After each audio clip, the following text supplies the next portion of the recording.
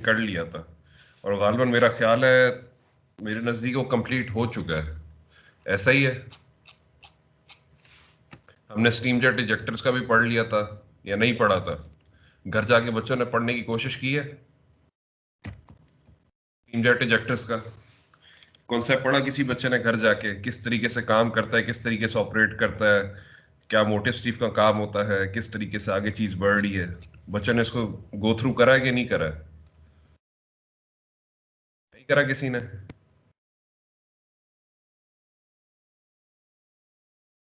Anyone बेटा? Sir इस week नहीं कर सका सर, अभी करूँगा। अच्छा, और गालबन किसी बच्चे ने करा है बेटा? क्योंकि मैं दूसरा टॉपिक शुरू कराने लगा हूँ, समझ रहे हैं? मैं दूसरा टॉपिक शुरू यस करा। सर किया था सर। गुड है, गुड है। अहमद सही है, कॉन्सेप्ट क्लियर हुए हैं आपके? सर मैं संदीप हूँ सर। हाँ संदीप, मैं कह रहा हूँ पढ़ के बेटा सही रहा, कॉन्सेप्ट सही रहा है? जी बिल्कुल सर, वीडियो से भी यूट्यूब से पढ़ा था सर और नेट से भी पढ़ा था सर। गुड है, गुड है। चलो अच्छी बात है। आसान टॉपिक है बेटा से जो स्टीम जेट इजेक्टर्स का जो आपके पास जो वर्किंग क्राइटेरिया ना बेटा, उसके अंदर वो उसका फिनोमेना किस तरीके से चलता है, सक्शन किस तरीके से आती है, वो वैक्यूम किस तरीके से क्रिएट होता है, वो मोटे स्टीम का क्या काम होता है, वो कन्वर्जिंग फेज में जाके क्या हिसाब किताब बैठता है, फिर आपके पास वीना कॉन्ट्रैक्टा वाली शक्ल आ जाती है, ठीक है, जो आपके पास बिल्कुल क्लोज एंड ओपनिंग आती है, फिर वहां से फिर आपके पास डाइवर्जिंग सेक्शन शुरू होता है, फिर नीचे पार्शियल कंडेंसर्स का क्या काम होता है। ये सारी चीजें मुद्देनजर रखते हुए गालिबन आसान है, इतना मुश्किल नहीं है। मैं जो लास्ट आपका थर्सडे का लेक्चर है सर एक ये क्वेश्चन थोड़ा था सर। लंबा।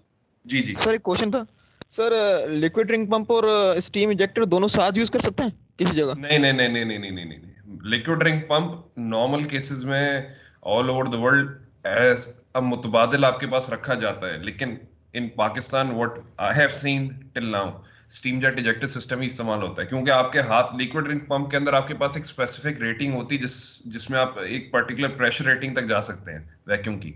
इसके अंदर आपके पास ये होता है कि जितनी स्टेजेस बढ़ाते जाएंगे उतना आपका मर्जी का आपका प्रेशर जो है ना, वैक्यूम प्रेशर अंदर इनसाइड द कॉलम अचीव किया जा सकता है। लेकिन नॉर्मल केसेस में पाकिस्तान में 3 स्टेज इजेक्टर सिस्टम बहुत होता है, क्योंकि हमारे पास सिर्फ 2 जगह पे वैक्यूम डिस्टिलेशन कॉलम प्लांट लगे हुए हैं। एक आपकी ल्यूब बेस रिफाइनरी जो कि नेशनल रिफाइनरी में है, और एक आपका नॉर्मल एक वैक्यूम डिस्टिलेशन कॉलम प्लांट है जो कि light vacuum gas oil heavy vacuum gas oil produce कर रहा है, वो है पाकरम रिफाइनरी में। यानी इन पाकिस्तान टिल डेट जितना मुझे आइडिया है 2 वैक्यूम डिस्टिलेशन कॉलम काम कर रहे हैं, ठीक है। अच्छा जी अब उसके बाद हम स्टार्ट करते हैं। कौन सा टॉपिक स्टार्ट करें, कन्वर्जन या थर्मल? बच्चे बताएं, कन्वर्जन टॉपिक या थर्मल? सर किस चीज़ की कन्वर्जन मतलब? एक कन्वर्जन प्रोसेसेस पढ़नी थी, एक थर्मल प्रोसेसेस पढ़नी थी हमने, एक कैटालिटिक कन्वर्जन्स थी। चल हम जी स्टार्ट सर, जी करते हैं। सर। अब मैं आपको बताता हूँ, देखिए अब आप जो ना विजुअलाइजेशन रखें कि आपने एटमॉस्फेरिक कॉलम आपके सामने है। अब जितने प्रोडक्ट्स आपके कॉलम से निकलने हैं इन सब की आपने क्या करनी है, प्रोसेसिंग करनी है, डाउनस्ट्रीम प्रोसेसिंग करनी है, ठीक है ना, स्पेसिफिकेशन मीटअप कराना है। अब मेरे पास from the top, let suppose I have, एक सेकंड बुक आपके साथ शेयर कर लूं, just a moment, 1 minute रुकिएगा।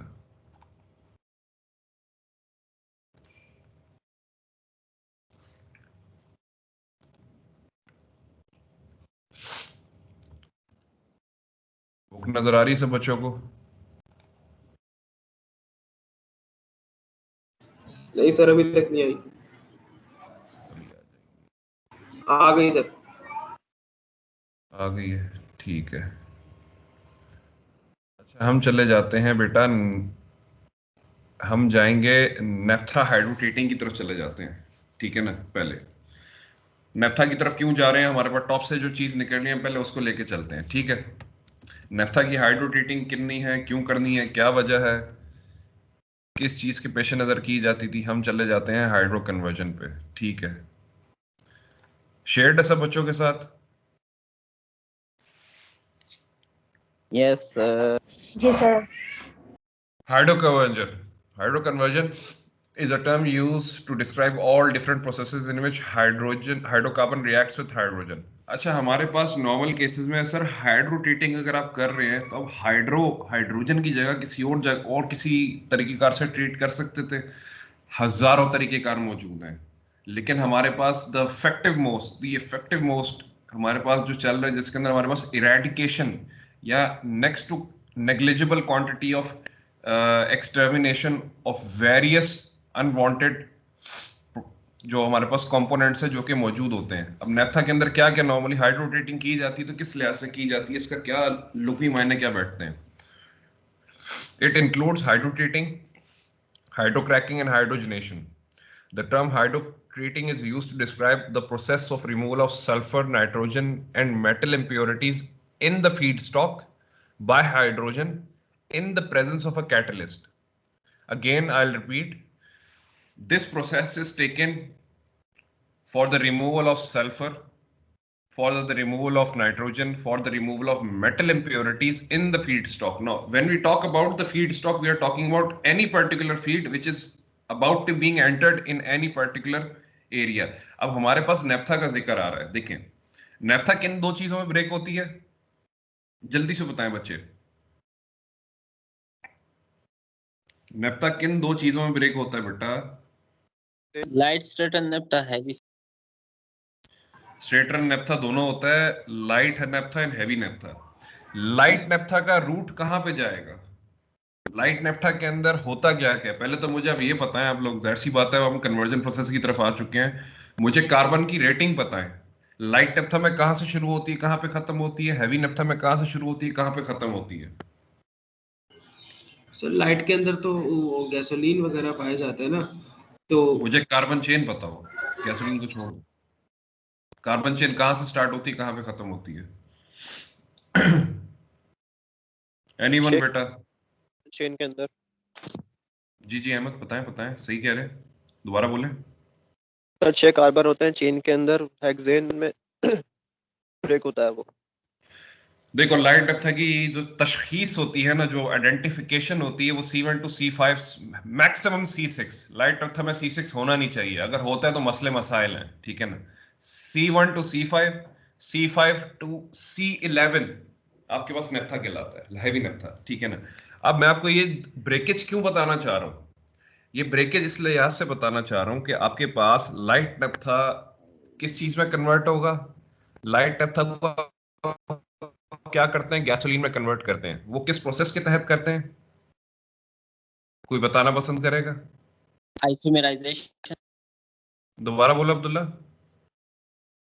Isomerization. Good.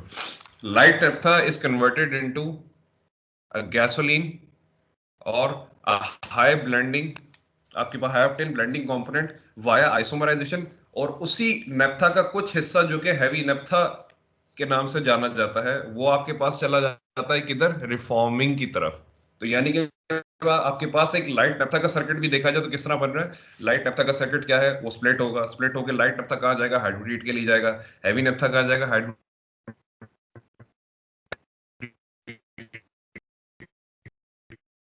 के लिए जाएगा। ऐसा होता है, ये नॉर्मल एक साथ ही करते हैं, ठीक है ना। ये नहीं होता कि लाइट के लिए अलग से हाइड्रोटेट लगाया हुआ है, हैवी के लिए अलग से हाइड्रोटेट लगाया हुआ है। आप बेसिकली कलेक्टिवली उसे प्रोसेस आउट करते हैं, लेके जाते हैं, ठीक है।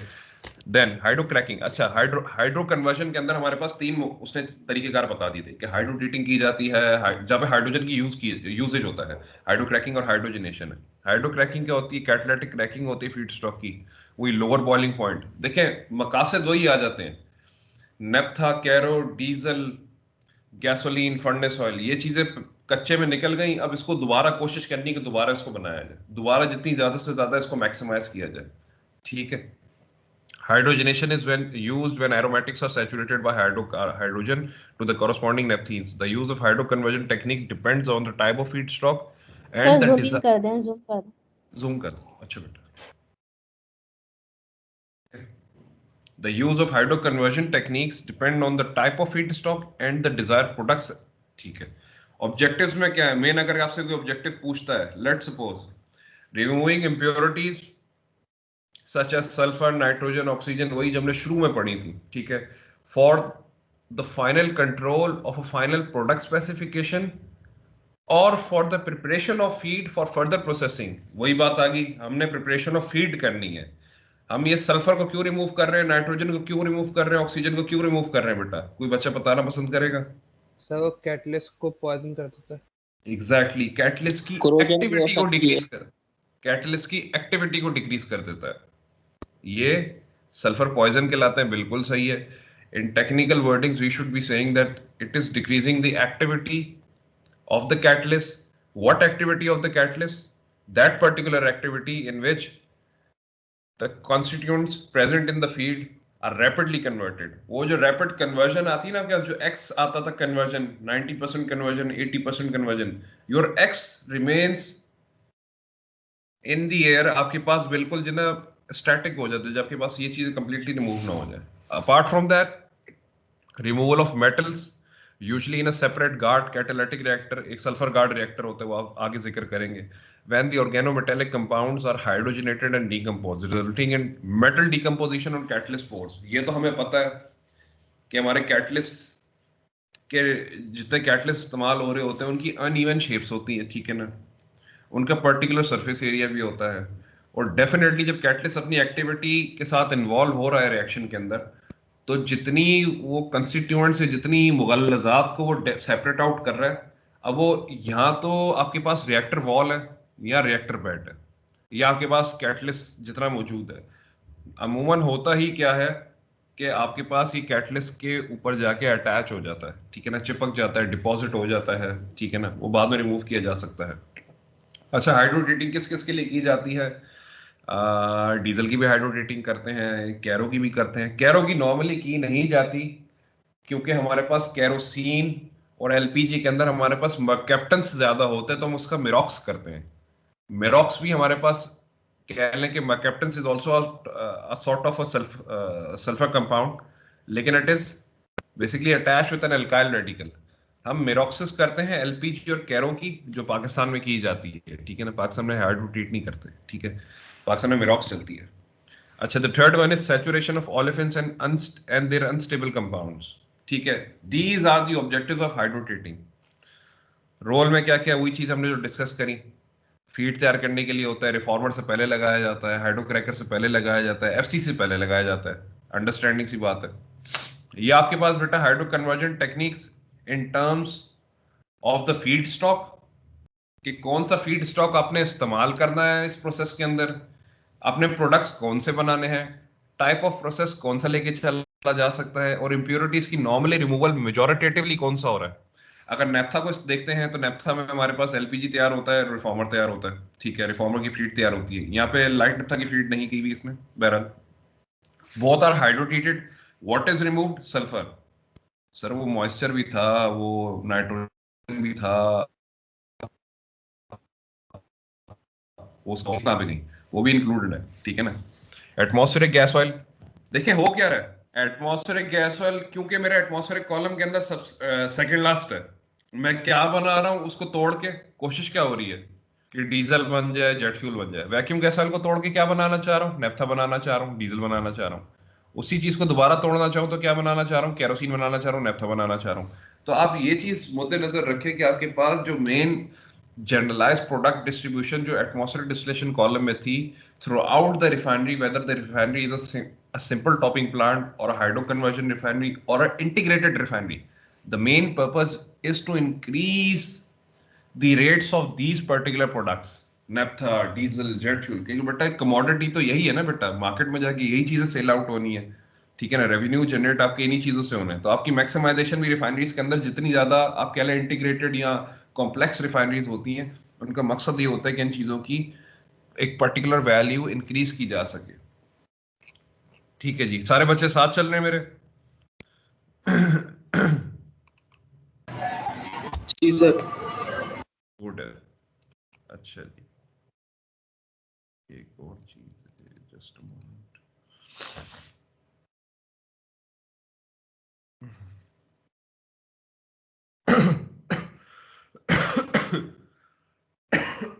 सॉरी, एक मिनट।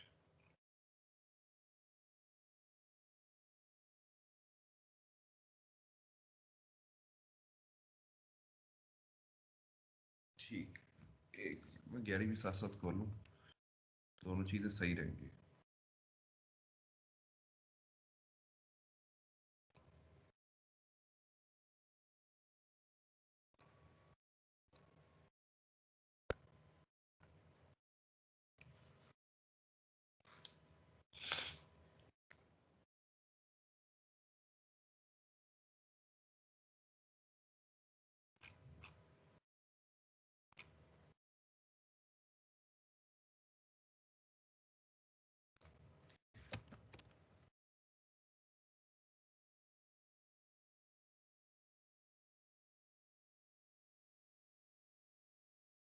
बेटा शेयर हो रही है आपके पास? जी सर। जी सर। अच्छा बेटा, ये दूसरी बुक आपके सामने गैरी की इसलिए खोल के बता रहा हूँ कि इसके अंदर आपके पास और डिटेल में कुछ चीजें बयान की हुई हैं, ठीक है ना। जैसे हमने मेन मोटिव्स पढ़ लिए हाइड्रो ट्रीटिंग के, क्या क्या चीज है, ठीक है ना। In reality, in detail, if you are getting into more details, हम ये देख सकते हैं क्या क्या। सेकंड पैराग्राफ नोट करिएगा। It is a process to catalytically stabilize petroleum products and remove objectionable elements from the products or feedstock by reacting them with hydrogen. Stabilization usually involves converting unsaturated hydrocarbons such as olefins and gum forming unstable diolefins to paraffins. ठीक है। ज्यादातर क्या क्या चीजें हो सकती हैं? ये हो सकती हैं objectionable elements removed by hydro treating. Include कौन कौन से हैं? सल्फर भी है, नाइट्रोजन भी है, ऑक्सीजन भी है, हैलाइड्स भी है और ट्रेस मेटल्स भी हैं, ठीक है ना। किस किस रेंज ऑफ फीड स्टॉक में इस्तेमाल किया जाता है? नेप्था से लेके क्रूड तक आप सबको ट्रीट कर सकते हैं। जिस जिस चीज को आप ट्रीट करना चाहें हाइड्रो ट्रीट कर सकते हैं। डिपेंड क्या करता है, हमारे पास पाकिस्तान में जो प्रैक्टिस की जाती है, हमारे पास हाइड्रो ट्रीटिंग नॉर्मली नेप्था को किया जा रहा होता है, ठीक है ना। उसके अलावा हम ना डीजल को हाइड्रो ट्रीट कर रहे होते हैं, ना किसी चीज को कर रहे होते हैं। उसकी वजह सिंपल सी ये है कि आपके पास जो कैटलिस्ट यूज हो रहा है, देखें कैटलिस्ट की लाइफ पे भी डिपेंडेंसी होती है। सर जूम ऐसा कर नहीं दीजिएगा। कैटलिस्ट की लाइफ को भी मुद्देनजर रखना होता है आपने कि कैटलिस्ट की लाइफ किस लिहाज से चल रही है, ठीक है। Apart from that, when the process is employed specifically for sulfur removal, it is usually called hydrodesulfurization. अगर सिर्फ specifically आपने सल्फर रिमूव करना है तो उसके लिए ये है। Although there are about 30 hydrotreating processes available for licensing, most of them have usually essentially the same process flow for a given application. ठीक है। आपके पास मैं ये तस्वीर गालबन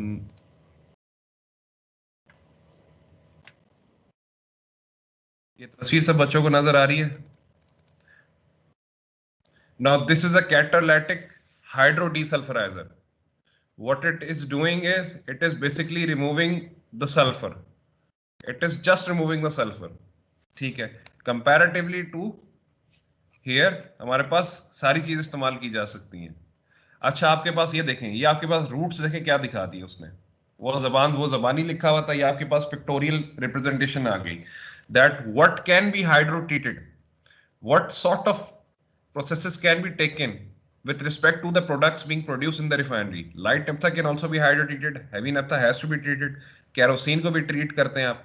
मैंने वही बात कही कि यहाँ पे हाइड्रो ट्रीट किया जा रहा है, हमारे पास मिरोक्स लेके चलते हैं, क्योंकि हमारे पास देखें इवेल्युएशन आती है ना कि इसके अंदर इंप्योरिटी कौन सी है। जब हम देख रहे हैं इसके अंदर सल्फर के अलावा सल्फर के डेरिवेटिव ज्यादा मौजूद हैं, तो दैट प्रोसेस इज एम्प्लॉयड, ठीक है।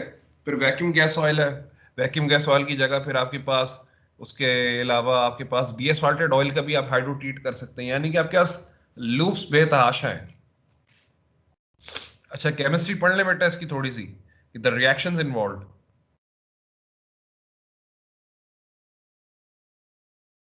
रिएक्शंस इन्वॉल्व देख लेते हैं जल्दी से।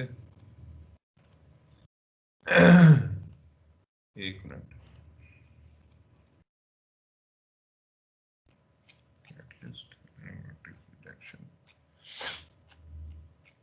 चलें पहले उधर से पढ़ लेते हैं, ठीक है। फिर इधर से आके आपको थोड़ा टेक्निकल जो अंडरस्टैंडिंग है ना बेटा, यहाँ पे कुछ पैराग्राफ आपको दिखा देता हूँ।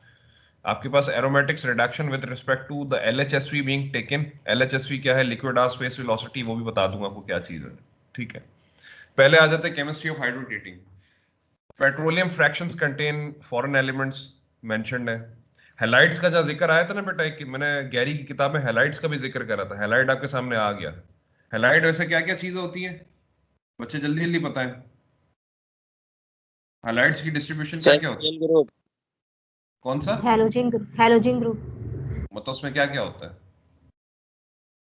Chlorine, fluorine, bromine, chlorine, bromine, bromine, good, ठीक है। हाइड्रोडेटिंग इज आल्सो यूज्ड, ठीक है।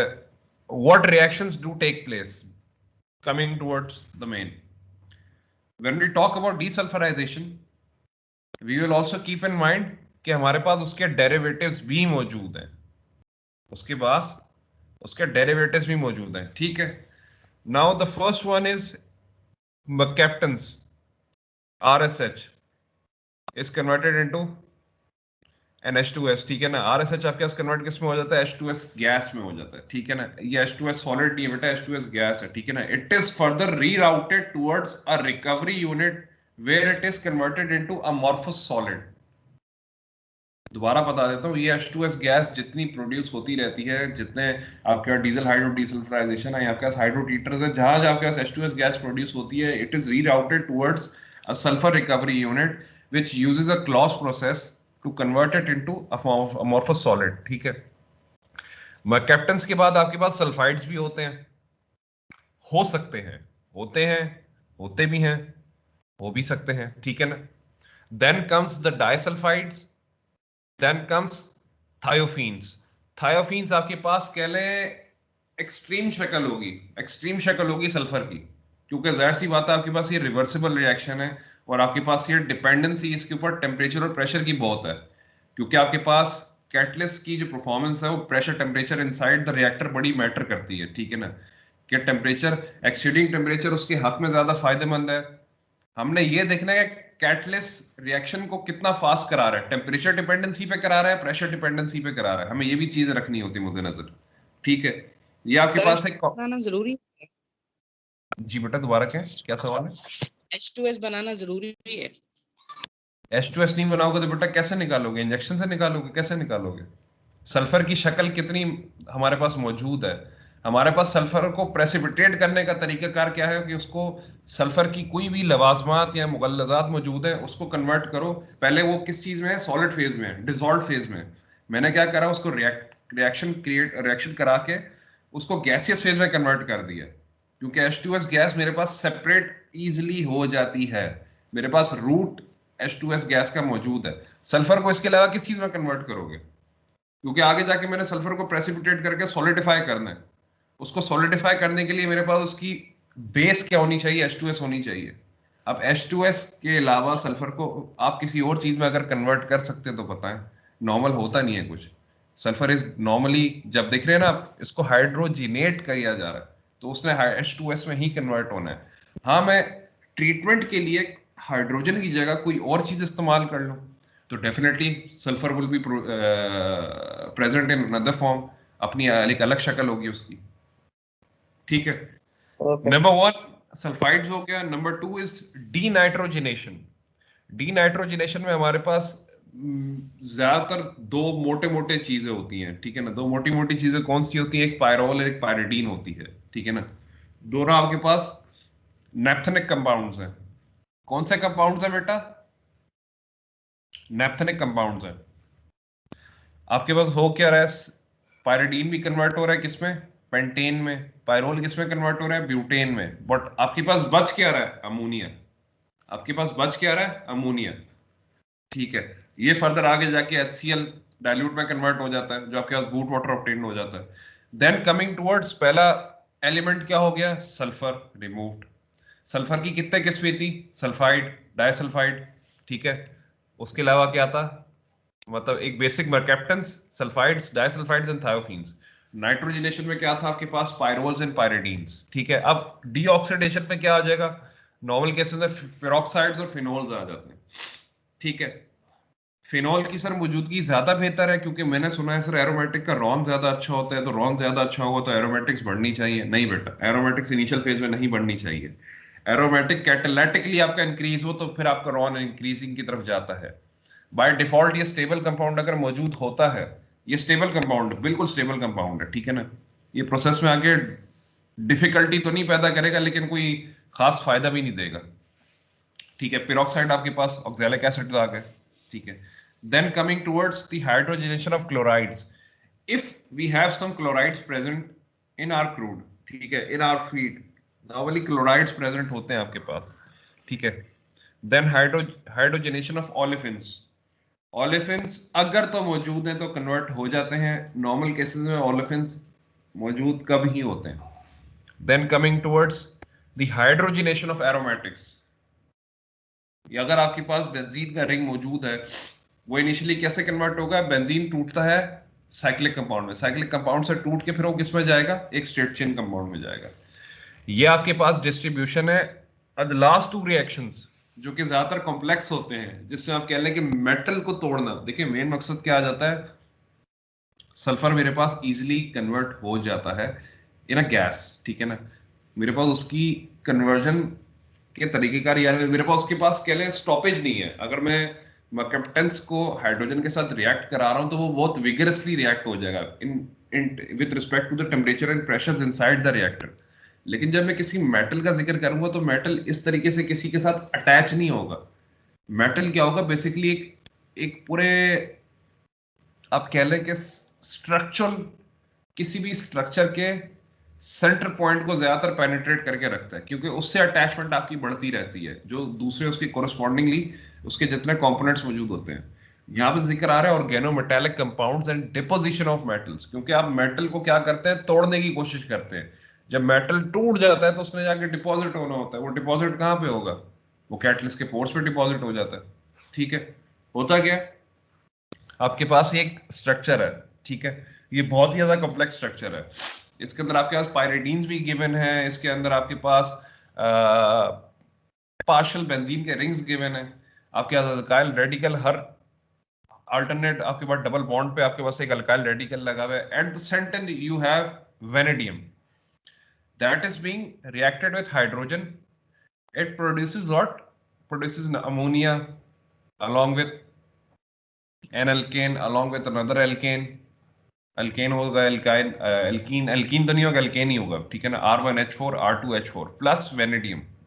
Now vanadium is basically deposited, it is not just deposited as vanadium, it is deposited as vanadium sulfide, क्योंकि जाहिर सी बात है मेटल आपने हिट करा, हाइड्रोजन ने क्या करा, इस सल्फर के पूरे रिंग को, इस सल्फर के पूरे कंपाउंड को हिट करा, इसके साथ साथ क्या क्या चीजें अटैच थी, उससे जाके मेटल को जाके छेड़ के तोड़ के किसके साथ उसने ज्यादातर उसको प्रेसिपिटेट आउट कर दिया, सल्फर के साथ ही, मेटल को सल्फर के साथ कर दिया, ठीक है। Then reaction number 8, coke formation by chemical condensation of polynuclear radicals. These particular reactions have to be avoided. ये आप अवॉइड करते हैं। फिर देखिए वही चीज आ जाती है ना, controlling the reactor conditions, controlling the reactor temperatures, pressures, के आप किस लिहाज से कंट्रोल कर सकते हैं, ठीक है, ये सारी चीजें मुद्देनजर आ जाती हैं। आपके पास देखिए बेंजीन के रिंग्स कितने अटैच्ड हैं, 3 attached in a similar fashion. Now what happens, one part of it is broken down, फिर आपके पास 2 लूप्स बनते हैं, फिर अलग से लूप बनता है, फिर ये आगे कन्वर्ट करते करते करते कोक फॉर्मेशन की तरफ चला जाता है, जो कि मेरे लिए फायदेमंद नहीं है। हाइड्रोटीटर का कैटलिस्ट रीजनरेट नहीं होता, डीजल हाइड्रो डीसल्फराइजेशन का कैटलिस्ट रीजनरेट नहीं होता, मर्केप्टेंस की ऑक्सीडेशन में रिएक्ट आपका कैटलिस्ट रीजनरेट नहीं होता।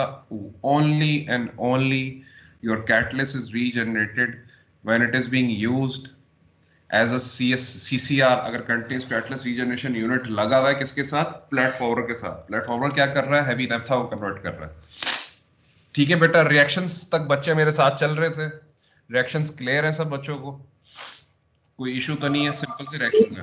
सर ये 7 वाला देख लेते हैं, 7 वाला देख लेते हैं जी। 7 वाले में क्या मसला आ रहा है, सिंपल है बेटा, ब्रेकेज हो रहा है, विगरस ब्रेकेज हो रहा है, जंगली ब्रेकेज हो रहा है। उसने बस कह लें कि आपके पास रिएक्शन के, ये ना कहिएगा कि रिएक्शन सर कंप्लीट नहीं है तो बहुत सारी चीजें भी टूटेंगी, ये बहुत कॉम्प्लेक्स रिएक्शन है। उसने एक लम्हा बता दिया क्या क्या चीजें मेनली बन सकती हैं इसमें, ठीक है। अच्छा अब हम देख लेते हैं इस प्रोसेस को देखते हैं, क्योंकि अगर ये सल्फर रिमूव कर रहा है, नीचे वाली प्रोसेस जो हमने देखी थी, आपके पास क्या हो रहा है, जस्ट अ मोमेंट, मैं आपके पास अभी हमने PFD फाहिम वाली किताब में नहीं देखी। अभी हम सिर्फ तर्ज देखना चाह रहे हैं कि वर्किंग किस लिहाज से चल रही है, क्योंकि देखें वहां पे भी कैटलिस्ट के बारे में लिखा हुआ है, यहाँ पे आपके पास थोड़ा प्रोसेस डिस्क्रिप्शन लिखी हुई है। ये आपको एक आइडिया देगा कि हो क्या रहा है, किस तरीके से फीड जा रही है, कि जाके क्या चीज मिलती है, क्यों मिलती है, किस वजह से मिलती है। लेट्स सपोज ये कैटालिटिक हाइड्रोडीसल्फ्राइजर है, हाइड्रोट्रीट कर रहा है, ठीक है ना। Feed is being pumped into exchanger, preheat होता है, then goes into a furnace heater, heater के बाद रिएक्टर में जाता है, रिएक्टर में क्या टेम्परेचर अचीव हो जाता है 700 टू 800। किस किस चीज के लिए, क्योंकि ये सल्फर रिमूवल पे डिपेंडेंस है ये प्रोसेस का, तो हमने टेम्परेचर एक पर्टिकुलर साइकिल तक रखा। रिएक्टर से आपके पास जो प्रोडक्ट्स निकलते हैं वो दोबारा फीड को प्रीहीट करके कहाँ जाते हैं, हाइड्रोजन सेपरेटर में, क्योंकि जाहिर सी बात है जितनी हाइड्रोजन आपने यूज की है वो अगर बाद में रिसाइकिल भी हो जाती है, हाइड्रोजन आपके पास कंटिन्यूसली कह लें कि सर प्रोड्यूस नहीं। जी जी सर ये आप सर जब बता रहे होते ना सर, ये अपने कर्सर से सर डिनोट कर दिया करें सर। यार मैं वैसे मुखातिब, चलो सही, ठीक है सर वो जल्दी जल्दी निकल जाता है, पता नहीं ठीक है चलता। ठीक है। Feed is being pumped into the preheat exchanger, then it goes into the reactor. From the reactor, when the temperatures are achieved, it is then routed towards the reactor. The moment it enters the reactor, similar fashion या similar आपके पास reactions take place. Those products are then moved from the bottom of the reactor again towards the preheat exchanger of the feed. It goes from there to a hydrogen separator. Now at this particular separator हमारे पास क्या हो रहा है, एक pressure difference आता है। Separator का मकसद क्या होता है आपको पता ही होगा, आपके जो टू फेज सेपरेटर लगे होते थे उसमें क्या होता था, प्रेशर डिफरेंस पे आपकी चीजें सेपरेट हो रही होती थी। यहां से आप क्या करते हैं, हाइड्रोजन रिसाइकल कर लेते हैं, which is then pumped in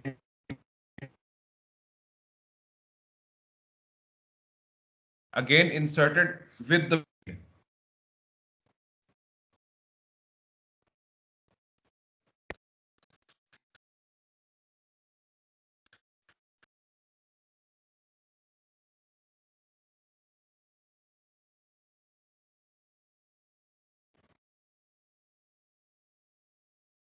what is being, आवाज आ रही है बेटा सब बच्चों को, सब बच्चों को आवाज आ रही है बेटा? जी सर अभी आई है, अभी बीच में एकदम गायब हो गई थी, एकदम हमारा नेट खराब है डिस्कनेक्ट हो आप। गया था। नहीं डिस्कनेक्ट हो गया था, मेरा डिस्कनेक्ट हो गया। चलो, ठीक है, स्ट्रिपर की बात बेटा आपके पास देखिए नीचे बॉटम पे क्या यूज हो रहा है, हॉट ऑयल एंड स्टीम। अब ये क्या डिनोट कर रहा है आपके पास, देखिए बेटा स्टीम अगर यूज हो रही होगी तो normal what would be the temperature, maximum temperature आपके पास क्या होगा, 150 200 हद 220। ठीक है, आपके पास ऊपर जो चीज बन रही है वो नॉर्मल केसेस में लाइट ही बन रही है। ठीक है, अब इसकी अंग्रेजी को जरा पढ़ लेते हैं, अंग्रेजी क्या कहता है ये। ठीक है, अंग्रेजी जरा जल्दी से देख लेते हैं। ये प्रोसेस सब याद रखें गैरी अली, हो क्या रहा है। ठीक है, the oil feed is mixed with hydrogen rich gas either before or after it is preheated to the proper reactor inlet temperature। ठीक है ना, मैंने प्रीहीट करनी है रिएक्टर के इनलेट टेम्परेचर तक। ठीक है, most hydrotreating reactions are carried out below 800 Fahrenheit. ज्यादातर जो रिएक्शंस कैरी आउट किए जाते हैं वो 800 बिलो रखे जाते हैं टू मिनिमाइज क्रैकिंग। ठीक है, the feed is usually heated between 500 to 800 Fahrenheit. The oil feed combined with hydrogen rich gas enters the top of the fixed bed reactor. अच्छा सर यहाँ पे फिक्स बेड रिएक्टर लगा हुआ है, sir यहाँ पे मूविंग बेड रिएक्टर नहीं लग सकता, सर यहाँ पे ट्रिकल बेड रिएक्टर नहीं लग सकता। बेटा जोन सा बेड रिएक्टर लगाना चाहे आप लगा लें, मेन चीज है आपकी जो फीड स्टॉक है, फीड स्टॉक में कितनी मुगल्लजात है, उन मुगल्लजात को रिमूव करने के लिए कौन सी शक्ल का रिएक्टर इस्तेमाल किया जा सकता है, ये पहले डिसाइड किया जाता है। ठीक है, in the presence of a metal oxide catalyst, in the presence of a metal oxide catalyst, metal oxide catalyst क्या हो सकता है, निकल एल्यूमिना, क्या हो सकता है, कोबाल्ट मोलिब्डेनम, इसी तरह का कोई होगा। ठीक है, देख लेते हैं। The hydrogen reacts with the oil to produce hydrogen sulfide, ammonia, saturated hydrocarbons and free metal। ठीक है, अच्छा जी, the metal remains On the surface of the catalyst and other products leave the reactor with oil hydrogen stream. The reactor effluent is cooled.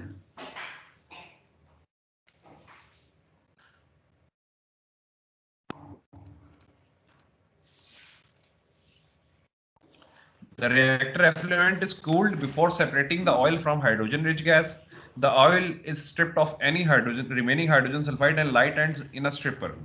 The gas may be treated to remove hydrogen sulfide and recycled to the reactor. ये तो Gary की जबान है, Gary भी यही बात कर रहा है। अब इधर हम एक चीज नोट कर लेते हैं, कैटलिस्ट कौन से इस्तेमाल हो रहे हैं। ठीक है बेटा, मिक्स तो नहीं होते आप लोग, पहले गैरी की किताब, फिर फहीम की किताब, फिर गैरी की किताब, फिर फहीम की किताब, इस तरह मिक्स तो नहीं होते।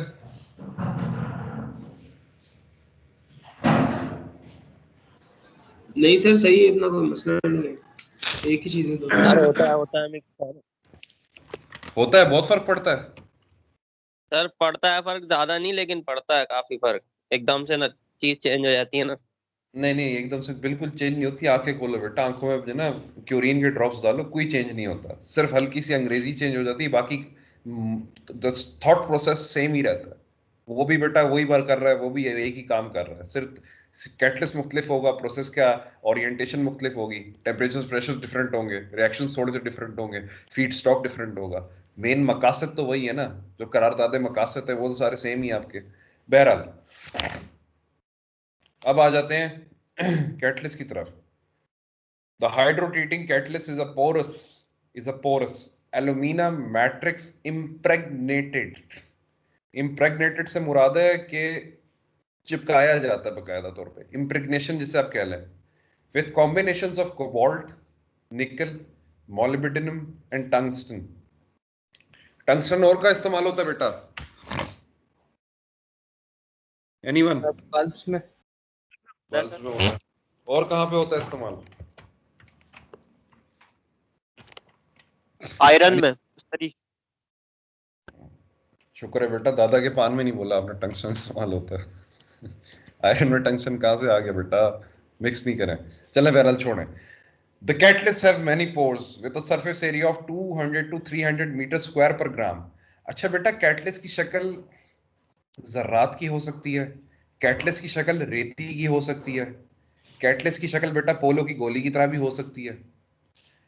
Orientation of their structure depend करता है कि सरफेस एरिया कितना को अवेलेबल है किस चीज के लिए, ऑयल के इंटरेक्शन के लिए। पिक कर रहे हैं मेरी बात बेटा? कितना सरफेस एरिया अवेलेबल है ऑयल के इंटरेक्शन के लिए, क्योंकि हो क्या रहा है बेटा, आपके कैटलिस्ट ने ही रिएक्शन को फास्ट आउट करना है। अब यहाँ पे जिक्र आता है जैसे कि नॉर्मल केसेस में हमारे पास जो कैटलिस्ट यूज किए जाते हैं वो कोबाल्ट और मोलिब्डेनम है, are the most popular for desulfurization of straight run petroleum fractions, cobalt and molybdenum. Nickel, molybdenum catalysts are chosen when higher activity is required for saturation of polynuclear aromatic compounds. यानी कि बेटा बहुत ही let's suppose आपने बहुत ही गंदा तेल इस्तेमाल करा है, गंदे तेल से गंदा नैप्था निकला, फिर उस गंदे नैप्थे के अंदर आपके पास पॉलीन्यूक्लियर एरोमेटिक कंपाउंड बहुत ज्यादा है, यानी पॉलीन्यूक्लियर कंपाउंड्स बहुत ज्यादा है, और आपने रिमूवल उनका भी करना है, नाइट्रोजन का रिमूवल भी करना है। ठीक है, आपके पास ओरिएंटेशन कैटलिस्ट की एक्टिविटी के लिहाज से निकल मोलिब्डेनम की है, जो कि राइटर बयान करता है। Then comes while nickel tungsten catalysts are chosen when very high activity aromatic saturation is required. ये जेम्स जी स्पाइट की रेफरेंस से वो बात कर रहा है। ठीक है, जेम्स जी स्पाइट एक आपके पास जो मतलब ये वाली किताब है जिसका मैंने अभी खोल के रखी है। ठीक है, the reactivities of each catalyst are given in table. The pore size of the catalyst should be chosen carefully because a smaller size will favor hydro desulfurization on the expense of hydro demetallization. ये आखिरी जो बेटा line है ये पूरी मुझे कोई बच्चा समझा दे, इसने बड़ी प्यारी बात बोली है, कोई बच्चा बताना पसंद करे। ये इधर से लेके बेटा इधर तक, कोई बच्चा?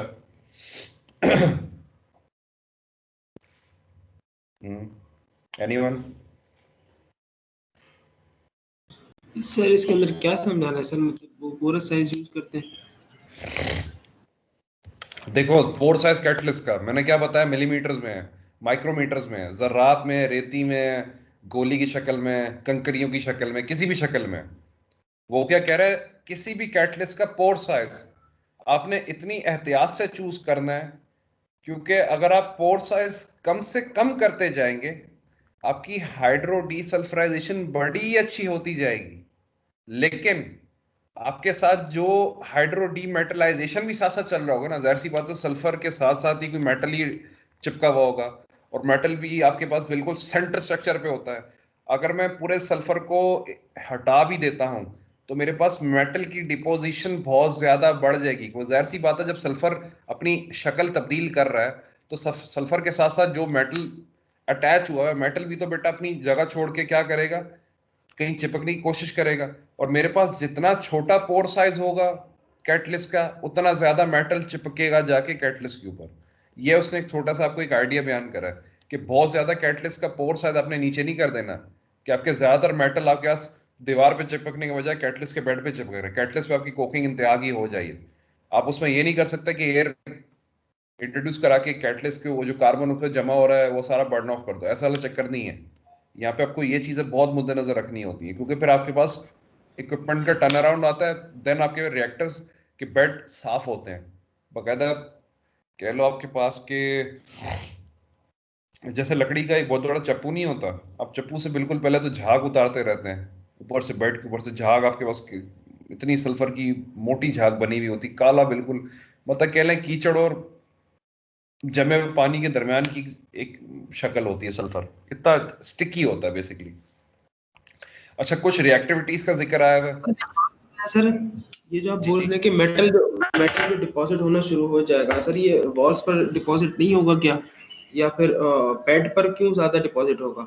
देखो, पहली बात तो ये है कि ऑयल के अंदर ही सल्फर है और उसी ऑयल के अंदर मेटल है, तो जहाँ पे कैटलिस्ट बेड पे मौजूद है, ऑयल उसी बेड के थ्रू जा रहा है, दीवार के साथ तो नहीं चिपकता हुआ जा रहा ना। मैं ये डिफाइन ये करना चाह रहा हूँ कि जितना आपका पोर साइज कैटलिस्ट का छोटा होता जाएगा, यानी आपका बेड उतना ज्यादा कैटलिस्ट डोमिनेशन से चल रहा होगा, कैटलिस्ट मौजूद है।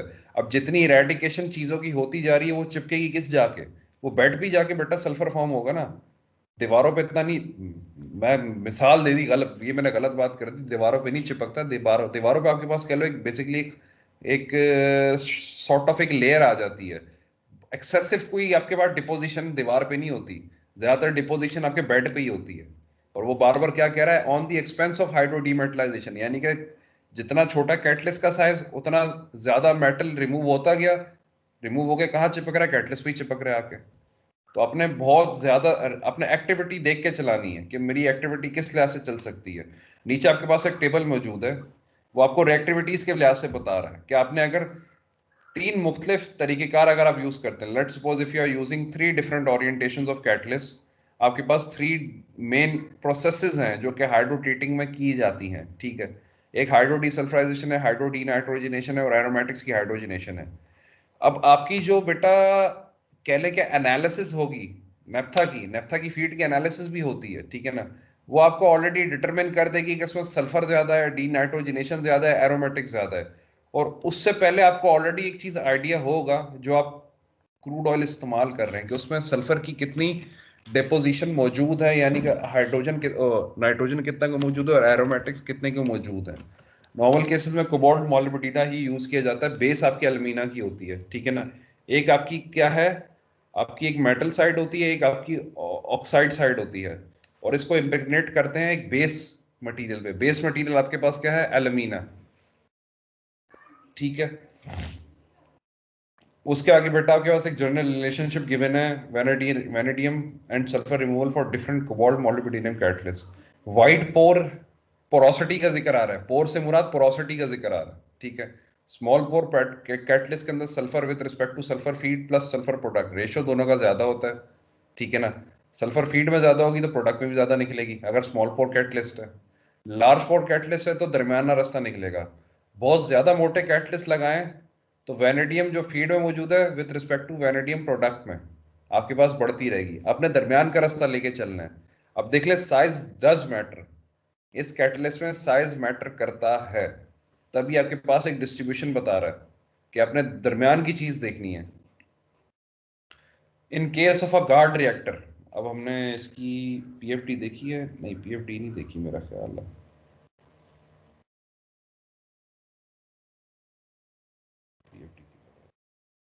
ये पीएफटी आ गई। चलें ये जिक्र करते हैं। अभी हमने नेप्था की हाइड्रोरेटिंग शुरू नहीं किया बेटा, ये ध्यान में रखिएगा। अभी जनरल हाइड्रोरेटिंग चल रही है। अभी क्या हो रहा है? जनरल हाइड्रोरेटिंग चल रही है आपके पास, ठीक है। अब हम जिक्र करते हैं आगे क्या कह रहा है ये। कुछ और आगे जिक्र है किस चीज का? हाँ जी, कैटलिस्ट का जिक्र आ गया। In case of a guard reactor, which is used to protect the main catalyst from metal deposition, catalysts with wide pores are chosen and are generally plugged by metal deposition. Shows the catalyst here. Catalysts are available in several different compositions and reactivity: cobalt, molybdenum, nickel, molybdenum, and resist poisoning, and are the most universally applied catalyst for hydrodesulfurization of feedstock ranging from naphtha to residue. इन दोनों का ratio ज्यादा अच्छा चलता है। In addition, they promote both demetallization and desulfurization. The vanadium deposition rate at a given desulfurization level is the function of a pore structure of alumina support and the types of metals on the support. अब जो बेटा जो पहली मैंने एक line दोबारा repeat करवाई थी ना कि डीमेटलाइजेशन ज्यादा होगी जब पोर साइज कम होगा, ये उस चीज की एक वैलिडेशन कर रहा है। दोबारा बता देता हूँ, वेनेडियम का जितना डिपॉजिट रेट किसी भी डीसल्फराइजेशन के लेवल पे बात की जाए, क्योंकि जाहिर सी बात है जब मैं डीसल्फराइजेशन कर रहा हूं तो मेटल भी रिमूव हो रहा है, और उस मेटल का डिपॉजिट रेट कितनी सिवेरिटी से मैं डीसल्फराइजेशन करूंगा इस पे डिपेंडेंट है। ये दोनों चीजें किसका फंक्शन है? पोर स्ट्रक्चर ऑफ एल्यूमिना, जो कि मेन बेस है मेरे कैटलिस्ट की, ठीक है, एल्यूमिना सपोर्ट, और किस टाइप का मेटल उन दोनों पे चिपका हुआ है, या निकल मोलिब्डेनियम है या कोबाल्ट मोलिब्डेनियम है, ठीक है। वही चीज दोबारा उसने दो मुख्तलिफ तरीकेकार से बयान कर दी। Then coming towards the thermodynamics of hydrotreating, हमारे पास थर्मोडायनामिक्स का रिएक्शन का जिक्र आ रहा है, रिएक्शन टेक प्लेस कर रहे हैं। ऊपर 8 रिएक्शन हमने इतने कॉम्प्लेक्स रिएक्शंस का जिक्र करा है, वो किस लिहाज से होगा, क्यों होगा, किस लिए होगा, उसके बारे में एक आइडिया ले लेते हैं। जैसा कि आपने टेम्परेचर्स देखे बेटा, एक्सोथर्मिक आपका प्रोसेस है, बहुत एक्सोथर्मिक है, रिवर्सिबल है, ठीक है। Typical heat reaction values for some hydrotreating reactions, जो हाइड्रोहीटिंग के रिएक्शंस हैं उसके लिए हमारे पास ये हीट ऑफ रिएक्शन मेंशन्ड है, ठीक है। देख ले बेटा सारे नेगेटिव में, extremely exothermic, extremely exothermic. Sulphide की डीसल्फराइजेशन करोगे तो इतना आपके पास निकलेगा, ठीक है। ये किलो जूल में वैल्यू है, ये याद रखिएगा बेटा, किलो जूल में वैल्यू है, तो इसलिए काफी एक्सीडिंग वैल्यू है ये। Desulfurization of disulfide, desulfurization of thiophene, deoxidation of phenol, hydrogenation of benzene, hydrogenation of naphthene. The most difficult one would be thiophene, क्योंकि देखिए जितनी कॉम्प्लेक्सिटी स्ट्रक्चर में आ रही है उतना ज्यादा टेम्परेचर रिक्वायर्ड है तोड़ने में। ये तो लॉजिक समझ आ रही है ना बेटा, जितना स्ट्रक्चर कॉम्प्लेक्स होगा उतनी आपको ज्यादा तगदो करनी पड़ेगी। Am I right? सही कह रहा हूं? Yes sir. अच्छा जी, चलने बेटा वाइंड अप कर देते हैं, बल्कि 1 बज गया, 1 बज भी गया, पता भी नहीं चला। अच्छा सर, ये बेटा, वैल्यूज नेगेटिव में एक्सटर्मिक रिएक्शंस है ना? क्या कह रहे हैं बेटा? जो वैल्यूज नेगेटिव में आएंगी ये तो एक्सोथर्मिक रिएक्शन है ना? ये बेटा मुझसे तूने सवाल पूछा भी क्यों? नहीं, आप बोल रहे ना कि रिक्वायर्ड होगी, इसलिए पूछा। हीट कितनी रिक्वायर्ड है? 7 to 800 फ़ारेनहाइट जो है वो रिक्वायर्ड आपकी हीट है किस चीज के रिएक्शन को इनिशिएट कराने के लिए। रिएक्शन तो इनिशिएशन की तरफ चला जाएगा, उसके बाद तो बेटा हीट अलग से प्रोड्यूस भी तो होगी रिएक्शन की वजह से, मैं ये कह रहा हूँ। देखिए इनलेट टेम्परेचर अचीव करा रहा है वो इनलेट टेम्परेचर अचीव करा रहा है, तो उसका इनलेट टेम्परेचर अचीव कराने में क्या हो रहा है, रिएक्शन को स्टार्ट कर रहा है। अब जब रिएक्शन स्टार्ट हो जाएगा तो रिएक्शन के स्टार्ट के बाद बेटा आपने ये चीज देखनी है कि हीट इवॉल्व हो रही है या हीट मुझे और देनी पड़ रही है। इधर क्या हो रहा है, हीट दे के रिएक्शन स्टार्ट हुआ और देन रिएक्शन ने अपनी हीट देना शुरू कर दी। पिक कर रहे हैं ये इधर ये चीज? सर ये तो पता है, ये तो पहले से पता है, लेकिन ये पूछ रहा हूँ कि मैं, आपने बोला ना अभी कि कॉम्प्लेक्सिटी जितनी ज्यादा होगी इतनी ज्यादा हीट देनी पड़ेगी, तो मैं ये पूछ रहा हूँ कि रिएक्शन स्टार्ट करने के लिए जो हीट रिक्वायर्ड है हमें, वो सबके लिए सेम या डिफरेंट है, ये पूछना चाहिए। नहीं, देखो कॉन्स्टिट्यूएंट्स जितने भी मौजूद हैं, कॉन्स्टिट्यूएंट्स जितने भी मौजूद हैं, जैसा कि मैंने जिक्र करा, मेटल्स का जिक्र है, ऑक्सीजन का जिक्र है, नाइट्रोजन का जिक्र है और मेटल्स का जिक्र आ गया। इन सब के लिए देखो फीड का टेम्परेचर उसने क्या रखा हुआ है, एक पर्टिकुलर फीड एंट्रेंस टेम्परेचर रखा है कि feed inlet reactor inlet temperature इतना होना चाहिए। ये रिएक्टर इनलेट टेम्परेचर प्रोडक्ट को ट्रिगर नहीं करेगा, कैटलिस्ट को ट्रिगर करेगा। कैटलिस्ट बेसिकली क्या करेगा, प्रोडक्ट को ट्रांसफॉर्मेशन की तरफ लेके जाएगा। अब मेरी बात समझ रहे हो? ट्रिगर एलिमेंट आपके पास कौन सा है? देखिए कैटलिस्ट क्या कर रहा है, कैटलिस्ट उस चीज को रेट के लिहाज से इंक्रीज कर रहा है। अब जैसे कोई एक एंट्री आती है आपके पास रिएक्टर के अंदर, लेट सपोज किसी भी एक प्रोडक्ट की है, नेफ्था का जिक्र करो, नेफ्था के अंदर कुछ ऐसे ऐसे कह लें आपके पास कर्सर्स मौजूद हैं जो कि टेम्परेचर डिपेंडेंसी पे हिलेंगे अपनी जगह से। टेम्परेचर जब रिएक्टर के इनलेट पे प्रोवाइडेड है, उस टेम्परेचर के प्रोविजन से आपका कैटलिस्ट एक्टिविटी अपनी शो कराता है और रिएक्शन स्टेट स्टार्ट हो जाता है। फिर वो कैटलिस्ट की एक्टिविटी होती है और रिएक्टर का टेम्परेचर होता है जो कि रिएक्शन को आगे फॉरवर्ड करता है। जैसे जैसे चीजें प्रोडक्शन की तरफ जाती रहती हैं, जैसे कि डीसल्फराइजेशन का जिक्र है, अब सल्फर टूट के अपनी एक अलग एक शक्ल इख्तियार करता है, फिर एक अलग हीट इंक्रीज होती है, वो हीट इवॉल्व कर रहा है, चीजें ब्रेकेज की तरफ जाके टूट रही हैं। जितना ज्यादा ब्रेकेज होगा उतना ज्यादा हीट इवॉल्व होगा, सिंपल सी बात है। इसको यहाँ पे चले वाइंड अप कर देते हैं। तो एक चीज बता आपने छोटी, जी जी, तो इसके अंदर पोर्स मतलब आप किस चीज की बात कर रहे हैं? पोर्स से क्या मतलब है? पोरोसिटी क्या होती है? पोरोसिटी ये होती है मतलब उस कैटलिस्ट की अपनी बॉडी के अंदर पोरोसिटी, या फिर वाइड फ्रैक्शन की बात कर रहे हैं? वॉइड फ्रैक्शंस कितनी होंगी? देखिए मैं रैश रिंग देखिए बेटा, कैप स्मिथ के अंदर रैश रिंग किसी ने खोल के देखी है? रैश रिंग की तस्वीरें तो एक ही जैसी रिंग्स थी सारी, पाल रिंग, रैच रिंग। हाँ, पाल रिंग रैश एक जैसी नहीं होती, बहुत मुख्तलिफ होती है बेटा। वो उसके बुक अंदर में एक वो जैसी पार्टीशन हुई होती है, एक रिंग होती है उसमें डिफरेंट पार्टीशन हुई होती है, नेम भी चेंज हो जाता है। अब देखो जो सेंटर गैप्स हैं या सेंटर के वॉइड्स हैं या उस अपने स्ट्रक्चर की अपनी कह लो मेम्ब्रेन पोरोसिटी कितनी है, ये डिपेंडेंट होती है। हम कहते हैं ना कि कितना पोरस रेट होना चाहिए, पोरोसिटी कितनी को बेड की रखनी चाहिए आपने। बेड की पोरोसिटी भी एक अलग होती है, कैटलिस्ट की अपनी पोरोसिटी भी होती है। Void fraction, porosity is basically void fraction, ठीक है ना? तो हम ये देखते हैं कि उसके अंदर हमारे पास ओपनिंग्स कितनी है। कैटलिस्ट तो अनइवन शेप के होते हैं, मैंने सारी आपको अशकाल का जिक्र कर दिया कि ये अशकाल भी हो सकती है, ये अशकाल भी हो सकती है, ये अशकाल भी हो सकती है। उस कैटलिस्ट के स्ट्रक्चर में कितनी पोरोसिटी है, उसमें कितना उसने गो थ्रू करने के लिए रखा हुआ है कि यार ऑयल यहाँ से गुजर के यहाँ से चला जाएगा, या सबमर्ज्ड होगा या सेमी सबमर्ज्ड होगा कैटलिस्ट मेरा, जब भी ऑयल के उसमें बेड पे ऑयल के थ्रू गुजरता हुआ जाता है। ये सारी ओरिएंटेशन विद रिस्पेक्ट टू हमारी वही है कि हमने रिएक्शंस आइडेंटिफाई करने हैं कि रिएक्शंस कौन से ज्यादातर जरूरी हैं। 8 रिएक्शन जो गिवन है ना बेटा, जरूरी नहीं कि 8 के 8 ही रिएक्शन अपने कराने होते हैं, ऐसा नहीं होता। कुछ पहले जिक्र आ रहा था कि भाई डीसल्फराइजेशन करने के लिए आप सिंपल सा आपने क्या करना, नेफ्था की डीसल्फराइजेशन कर रहे हैं तो आपने सिर्फ सल्फर के कंपाउंड को हिट करने के लिए आपने कैटलिस्ट इस्तेमाल कर लेना, simple is that. Orientation dependency है हमारे पास। नेफ्था हाइड्रोडेटिंग जो यहाँ पे पाकिस्तान में होती है और ऑल ओवर द वर्ल्ड भी चलती है, उसका सल्फर के अलावा और भी चीजें रिमूव की जाती हैं। ऐसा नहीं है कि सल्फर अलग से रिमूव हुआ फिर अलग से एक हाइड्रोडीटर लगाया उससे नाइट्रोजन रिमूव करा।